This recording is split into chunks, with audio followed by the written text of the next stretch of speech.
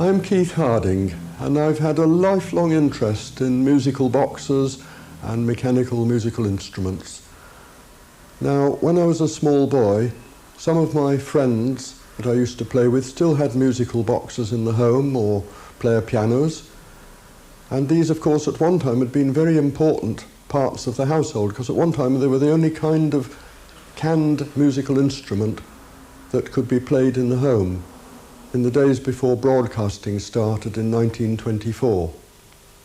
But I never got my first musical box until 1961, when I started to deal in general antiques, and having bought my first musical box, that led to a second and a third, and my partner Cliff Burnett and myself found that there was nowhere in the world really where you could go and get a good job done of restoring musical boxes that were broken. So we had to set out to learn how to do it, and we soon got an international reputation. We had people coming to us from all over the world, and we set out to do the best possible quality work, and eventually we moved to North Leach, and we were able to set up our collection here and achieve a lifelong ambition of a little museum which is open to the public. And that is what I want to share with you today. The first musical box I want to play to you today is this large Symphonian disc musical box, which was made by Symphonian of Leipzig in about 1895 for use in a public house. It plays discs 25 inches in diameter. There's a bin underneath for storing spare discs, and it's operated by a coin, an old penny, which goes in the slot at the side.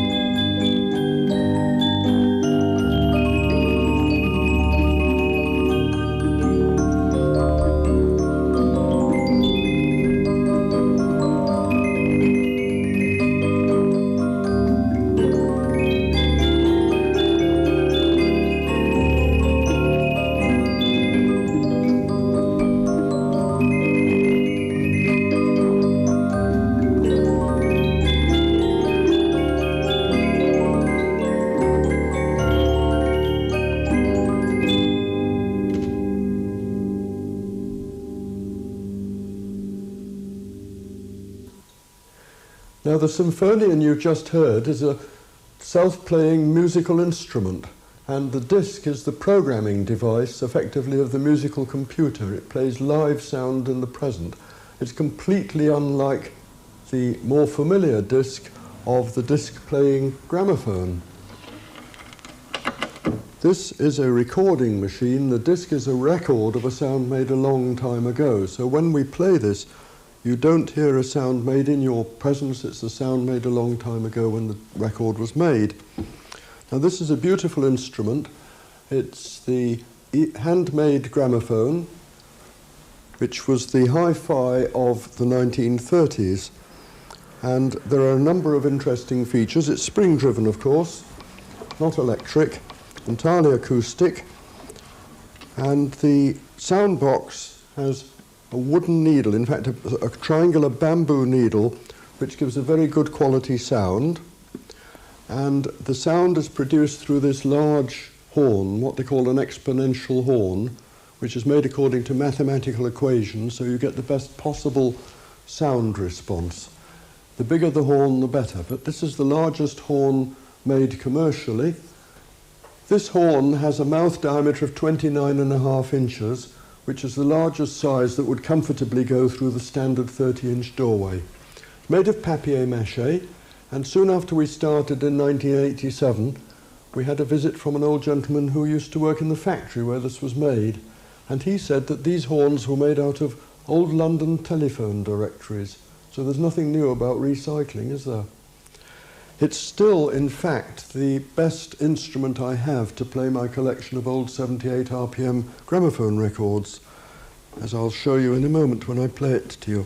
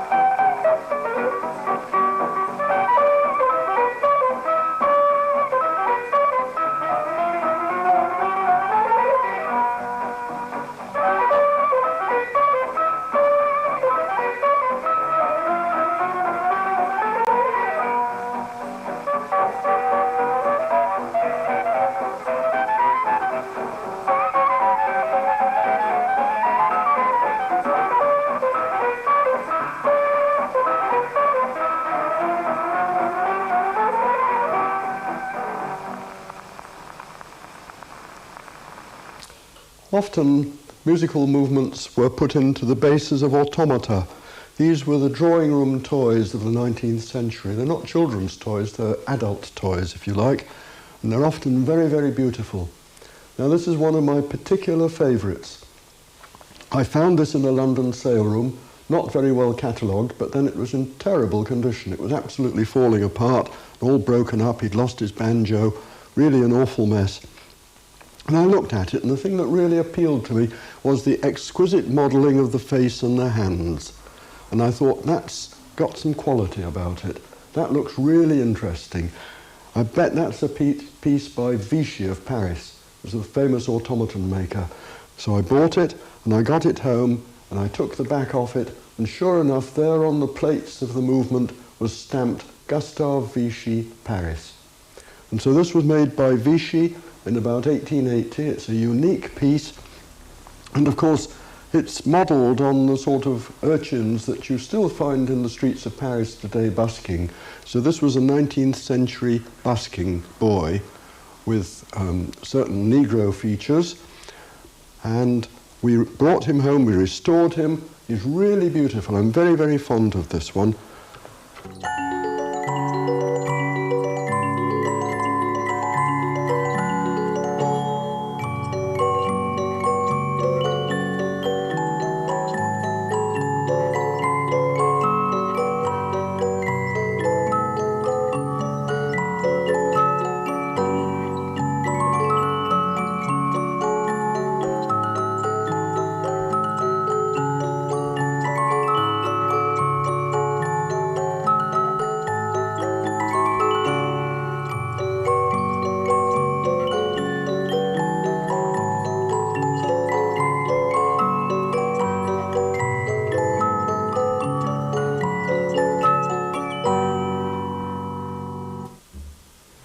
Before the disc musical box was invented, the only way they could get a large number of tunes to be played on a musical box was to have interchangeable cylinders, each with about 6 or 8 tunes on.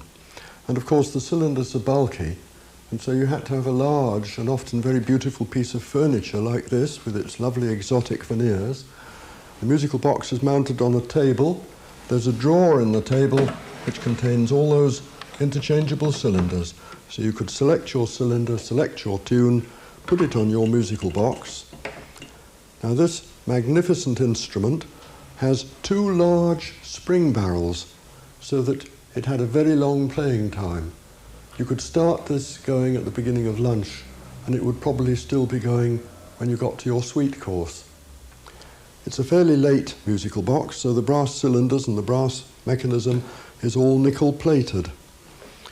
And this has 2 musical combs played by that same cylinder which ring together to produce a beautiful sublime harmony sound. This is a truly beautiful, magnificent musical box which I'd like to play to you now.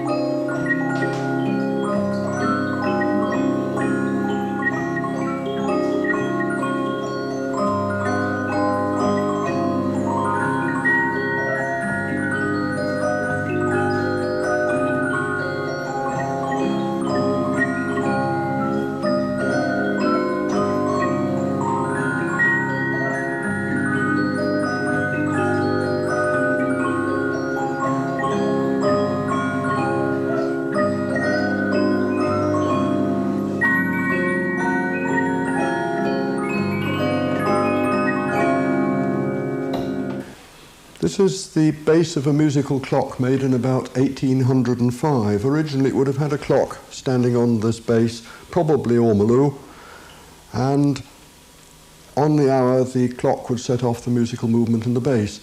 Well, we haven't got the clock, so we took away the piece of wood that was originally on top, put a piece of plate glass so that you can see the movement.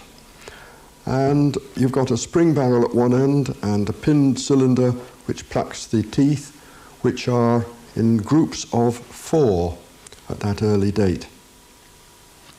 It's wound with a key at one end, starts in the normal way.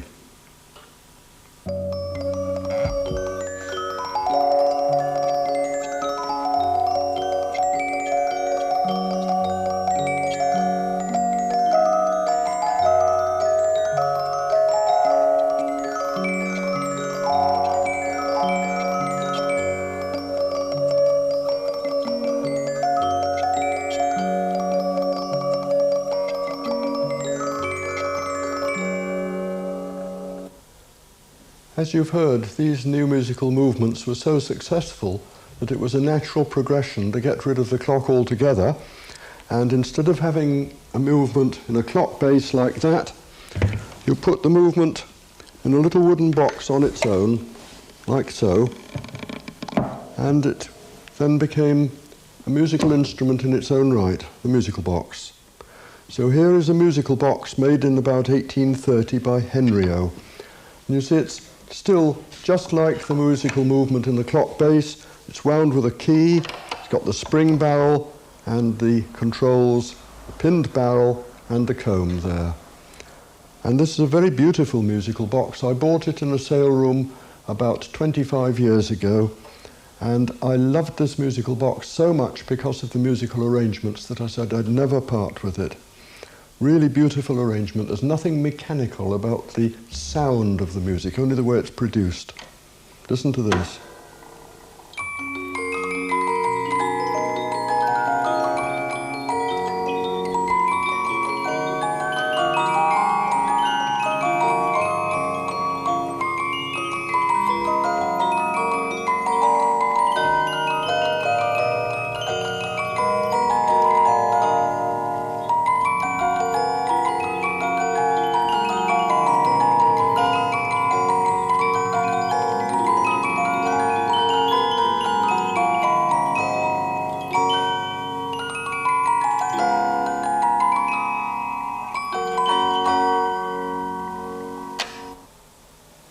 Soon after we got this musical box, it was recorded for the BBC Sound Archives, and from time to time I hear a film on television or radio with this musical box in the background, usually a film with some air of mystery about it, because there's something rather haunting about the lovely melodies on this musical box.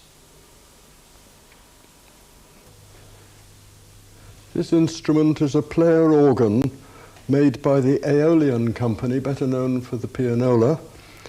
This is called an orchestrelle because the stops along here represent the instruments of the orchestra. The roll provides the notes, the maestro provides the performance. So I'd like to introduce you to our resident maestro, Carl Sheen, who's going to play this instrument for you.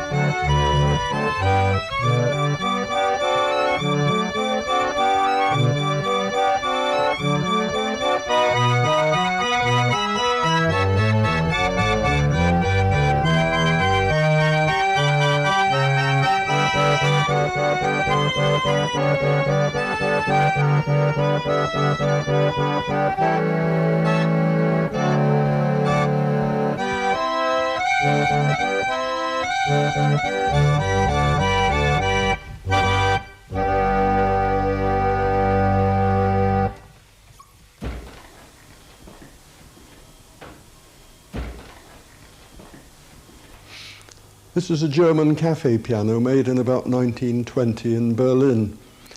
It's got an electric motor underneath which drives the bellows and creates the vacuum which turns the roll, which also operates the motors which cause the hammers to strike the strings. But in addition to playing the notes, it's got full expression. This little bellows operates the sustaining pedal, and then you've got a half blow there, the same on the treble. But you've also got a wood block here, and this bellows operates something called a mandolin rail, which lowers strips of leather and wood in between the hammers and the strings to produce a sound like Winifred Atwell's other piano. Now this piano, the mechanism was made by a very clever craftsman called Ernst Stakert, and poor old Ernst was a very clever craftsman. He made this Etinola piano with its special rolls, but he had two problems. He couldn't make his own music, So he had to go around the corner to a gentleman called Giovanni Bacigalupo, who arranged the music for him and made the rolls. But he also used to go around the other corner after a day's work and visit the local hostelry where he used to drink too much schnapps, so he hadn't got enough money to pay Bacigalupo for the rolls. So not many of these pianos were made, and in fact Ernst eventually went to work for Bacigalupo. But this is one that survived. It came from the continent and we've completely rebuilt it, and very long job, but now it's done. We're very pleased with it. And one day I was doing a tour and somebody asked how it worked, so I took the covers off to show them, and it was so popular that we've left them off so that you too can see how it works. It's coin operated. Now this coin box would have been on the wall some way away, connected by an electric wire, and then you put the coin in to operate it. For some strange reason, this only works off old Belgian francs. So we made an appeal to our clients one day, and very kindly two of them sent old Belgian francs. So here we go.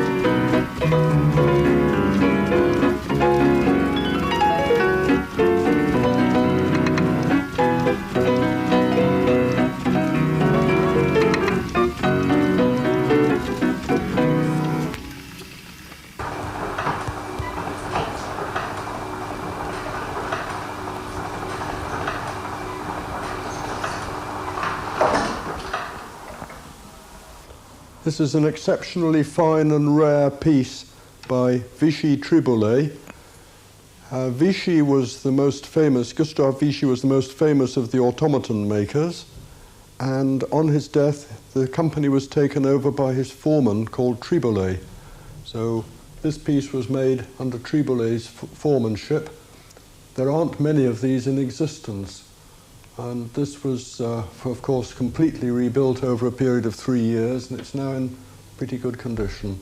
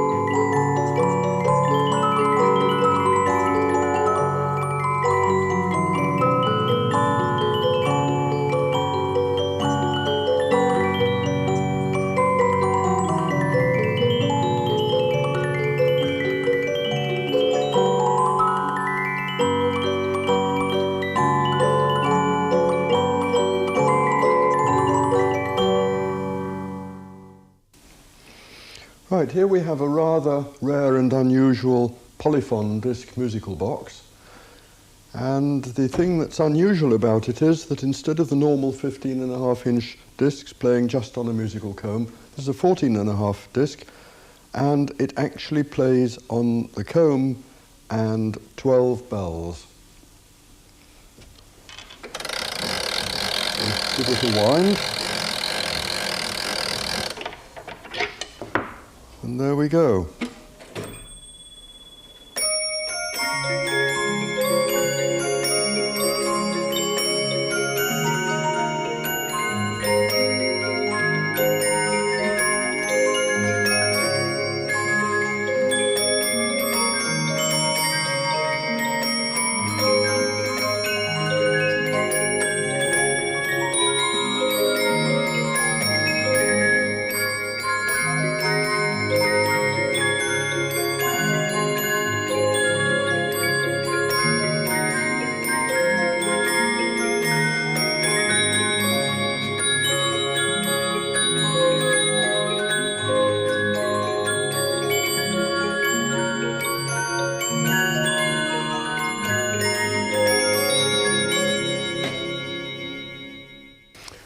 When I bought this instrument, it was said to be the finest barrel piano that had turned up on the market for many a long year.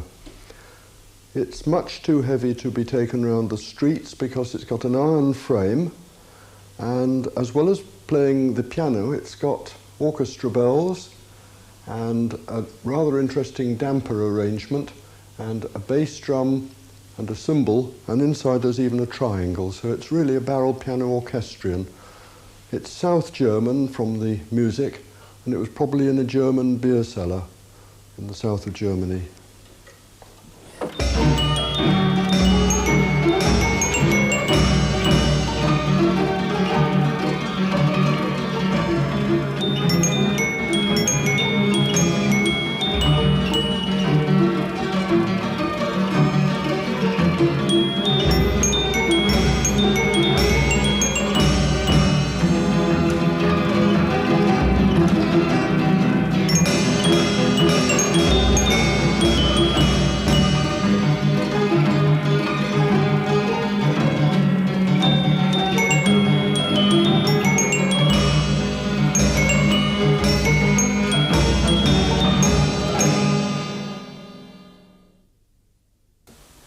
This is the earliest instrument we have playing at the moment. It's an English chamber barrel organ by Longman and Broderick, made in about 1770.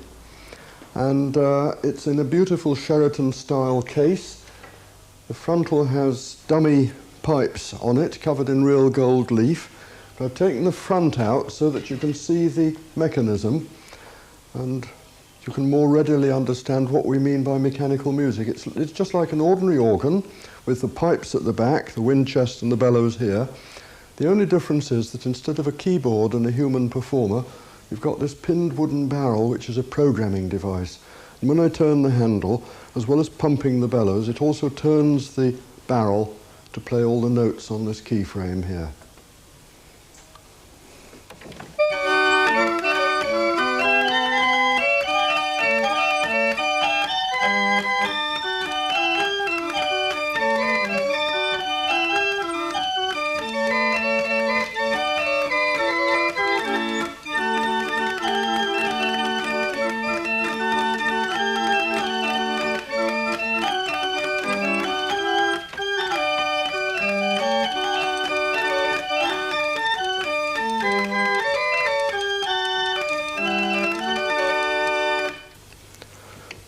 Of course, one of the interesting things about an instrument like this is that the barrel, the programming device, always gives exactly the same performance, assuming the instrument's in good order.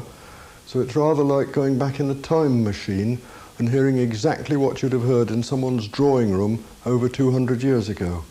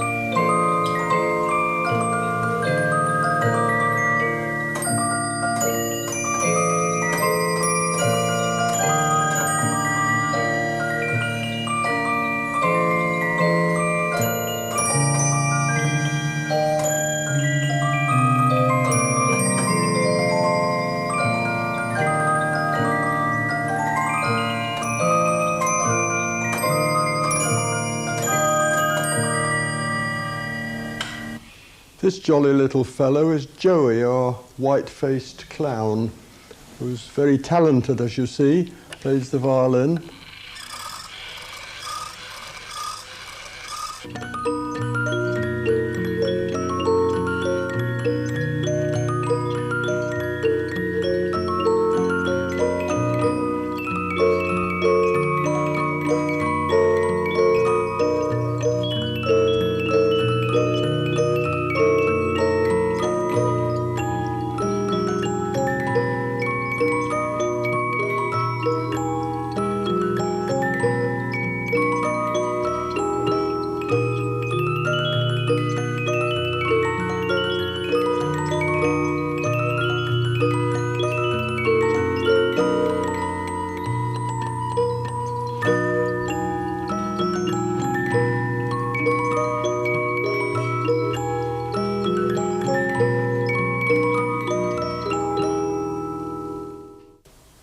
This is a barrel piano orchestran, which at the turn of the century was in a restaurant in Vienna. It's got the name Gustav Stiassny on the top of the door, who was a Hungarian, but whether he made it or not, or whether he was just a distributor, we don't know.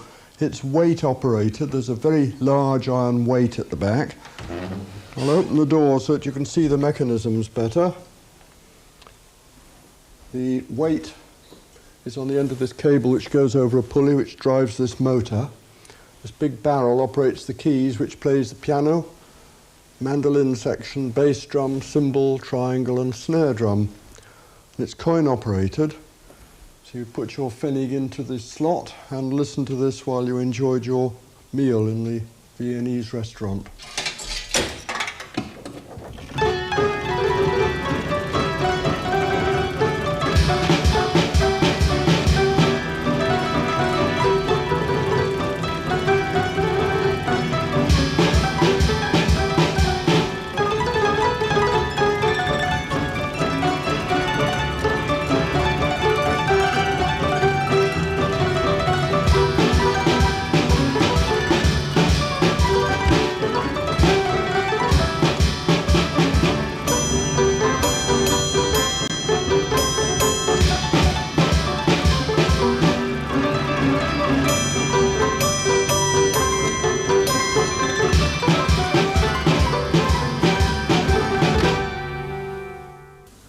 This musical box was reputed to have been a present from Queen Victoria to a Maharaja. And it's a very splendid piece, as you see. It was in dreadful state when it came back to us, but it's got a really magnificent case. And when I open the lid, you'll see that as well as 2 music combs, it has 10 engraved bells. It also has an organ section, and it also has a little singing bird in a garden at the back. And when we play it, the musical box plays the orchestral part, and then the bird sings the solo part with the musical box. So leave a wind, and I'll play it to you.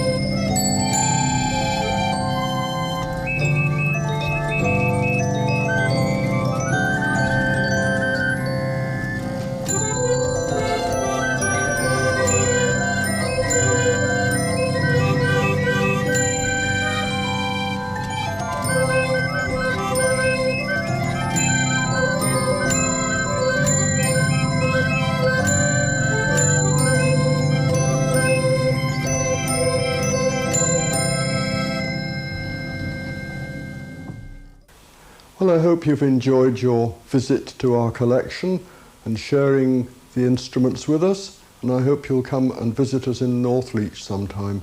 Now, these instruments have been around a long time, and I think they'll probably still be around long after I'm gone.